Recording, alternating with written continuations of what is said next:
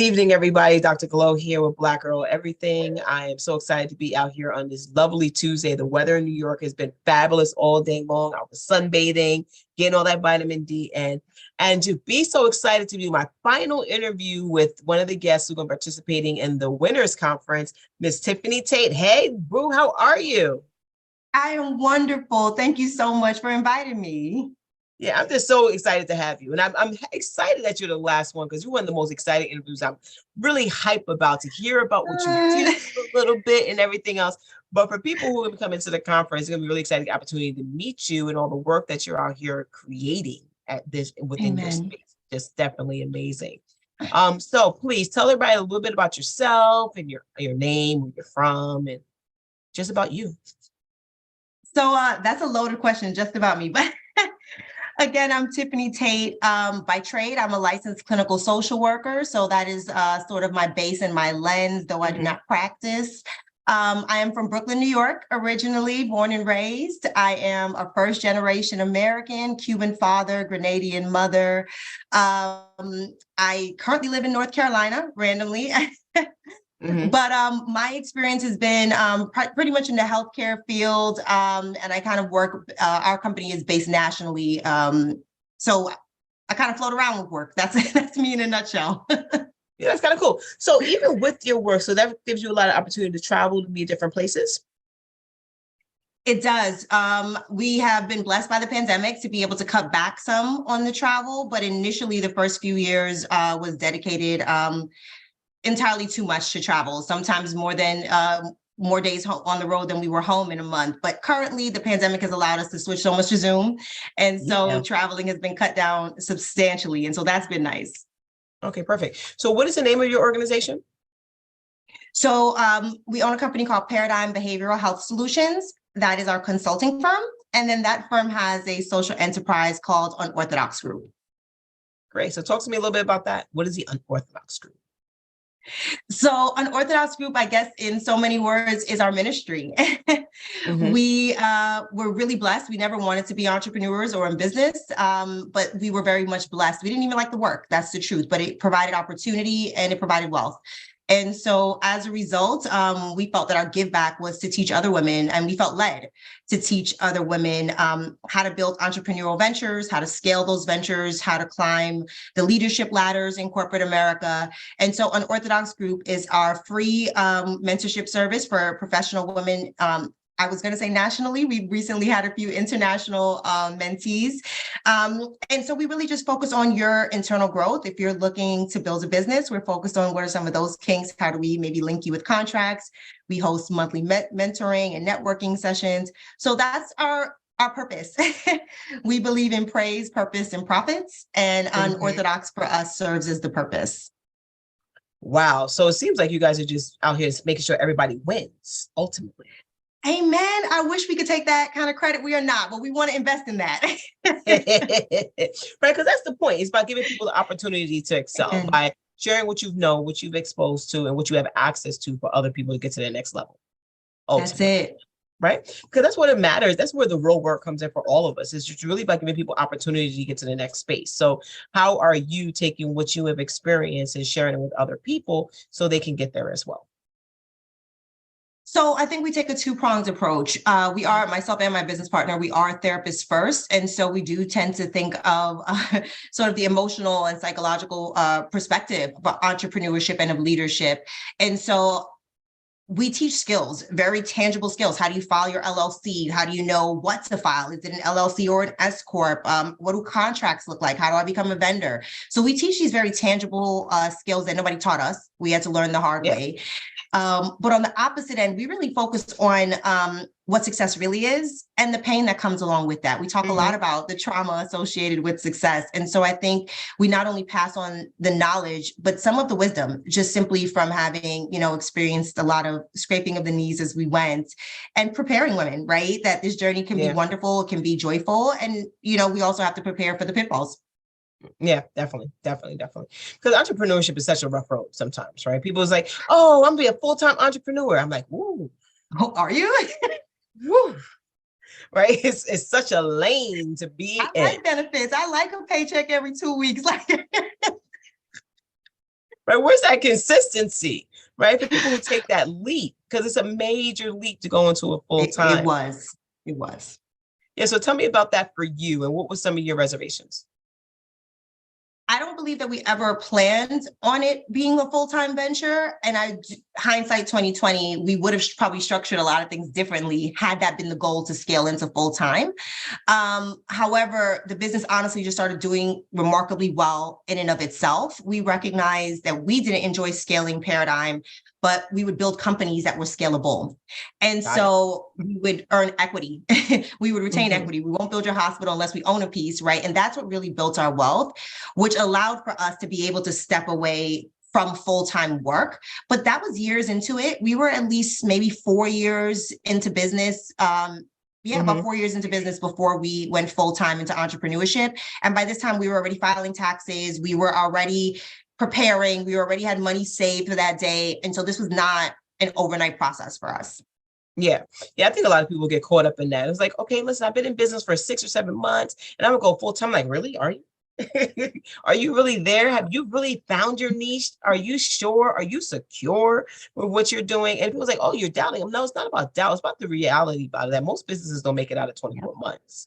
So it's just like, so what are you really doing that you have yourself so set to get where you're trying to go that quickly? Because it takes time. Right. And I think that's interesting. So with Paradigm, now I know you've worked with multi-million-dollar building infrastructures, right? And I've been talking about that. People saying like, where are you getting this from? These multi-million-dollar people on this conference? I'm like, because Tiffany did it, right? This is what she's been out here doing, right? Amen. And share some knowledge. And it's a blessing, especially to find someone who looks like us, to have that type of seat at the table, to be able to create such spaces, right? So for small businesses, what are some of the things that you think that they can do on the smaller scale to really scale themselves to the next level? That's a wonderful question. And I will be honest in saying, starting on Orthodox, that was one of our barriers. We were used to building very large multi-million-dollar companies, and not everything was transferable into small business. And so we learned that in adjustment period, right? So I would say some of the main things are understanding your vision from day one. If this is going to be, I want a national company, I want staff, I want to eventually get there, really planning, even if it's scrap paper, right? Phase 1, phase 2, phase 3. We wouldn't have filed for an S Corp had we known the way business money was going to flow, right? Really understanding how much money you want to take out of the business. All of this pre-planning, I think, is what I would really forge. Nobody taught us how to build budgets, pre-plan, kind of forecast. And that's key. And so really taking the time on the front end, not to just jump into it, but really into focusing on your skill is your skill. If you're jumping into this business, it's because it's a passion or a skill for you. The other side is operating a business. And I would say really putting time up front into creating that structure so that you can focus on your gift. Yeah, I think it's like really, what is your foundation? Right? Because people, it's like, exactly, they just don't have no foundation. It's like, okay, I'm doing this. I'm out here. But what are you actually really doing? Because running a business is something serious. I look at life as its own business. And it's like you have to have your life organized, right? So your business has to be organized. You have to have structures in place, plans in place, systems in place, right? So I think that's a bigger part about it too, is that people just also don't know what systems to put in place. Like, how am I going to get there to the next level? Because these are not the things they teach us in school. Hence unorthodox, right? We felt like it was our ministry to say, nobody taught us this, we skinned our knees, right? How can we teach women how to sort of launch these things appropriately so that they have fair chance? Yeah, no, that makes complete sense to me. So just to get to know you a little better for people, so what did you do before it all? So I've been in social services for all of my career, honestly. But I worked in the prisons first as a social worker, started in corrections and then went into adolescent corrections. And honestly, I actually loved that side of this world. I couldn't pay the bills. That was the truth. And so I got the opportunity to go to the for-profit side. And I did that, and I worked within substance abuse, within behavioral health and substance abuse mental health facilities for a number of years, and climbed up that corporate ladder. So little by little, becoming from therapist to clinical director, operations director, and so on and so forth to C-level. And because of that, that's kind of how I was able to simultaneously build Paradigm, right? Because I was kind of doing it for somebody else. Why can't I do it for myself? Do it for yourself. And I think that's all of us, right? We're doing it for somebody else. Why can't I do this for myself?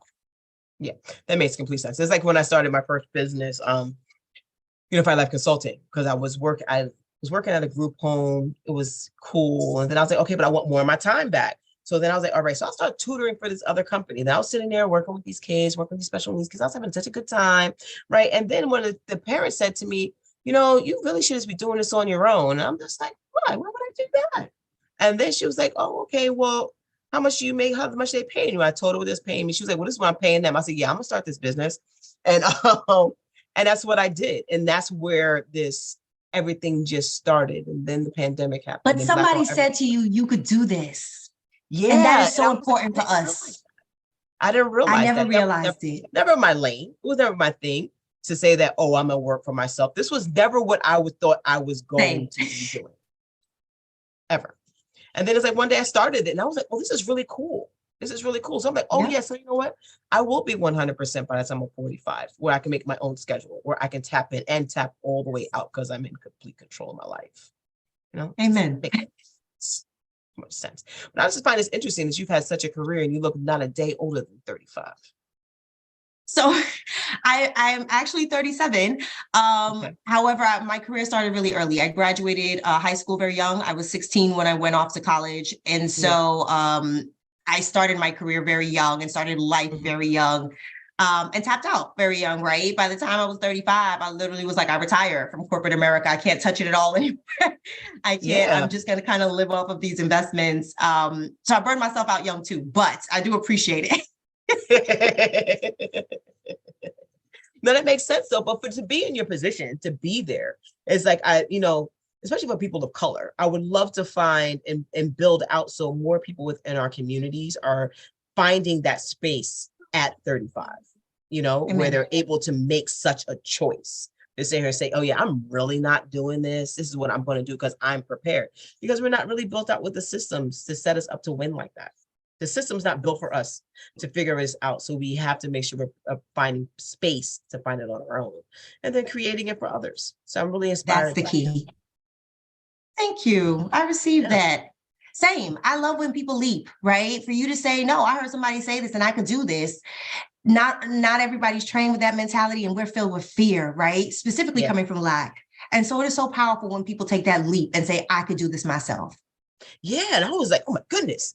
And it was so rewarding. It was so rewarding. I got my nights back. It was like amazing.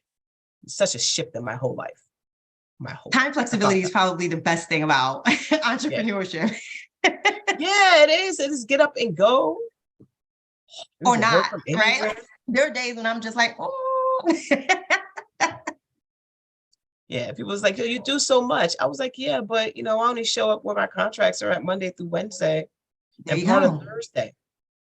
What, you don't go nowhere? No. I do what I want. And if I want to flip that contract to a Friday, I do that. That's the beauty of it, right? There are a lot of downfalls and a lot of pitfalls in business, but that is, for me, that's a huge priority. Yeah, it's all about my time. It's just all about my time. I just want the time. But Tiffany, I want to thank you so much for coming on today, because I'm only giving people a taste of you because you're so fabulous. And I want people they could join us at the conference on April 22nd to hear more of you on the panel and to kind of, get a breakout session with you to kind of talk and pick your brain a little bit. So I'm so happy that you came on today. So again, tell people where they can follow you and how they can book your services and how, when they want to build a multi-billion-dollar company, they can actually contract Paradigm.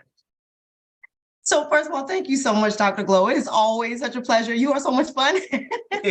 With that said, again, my company is called Paradigm Behavioral Health. Most of our online presence in terms of social media is really with Unorthodox Group. Join us. It's free, right? We are other Black and brown women that are simply in the same position as you, and we are simply spreading, the wealth and coming together in that.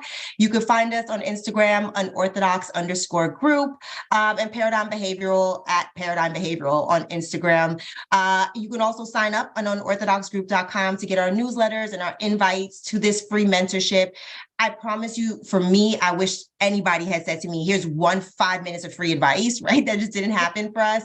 Take all the free stuff you can get while you can get it. Leave what doesn't work for you, soak up what does. But Dr. Cole, thank you so much. No, thank you for your time this evening. I look forward to seeing you again in a couple of weeks. It's going to be great. See you soon. All right now. Bye-bye.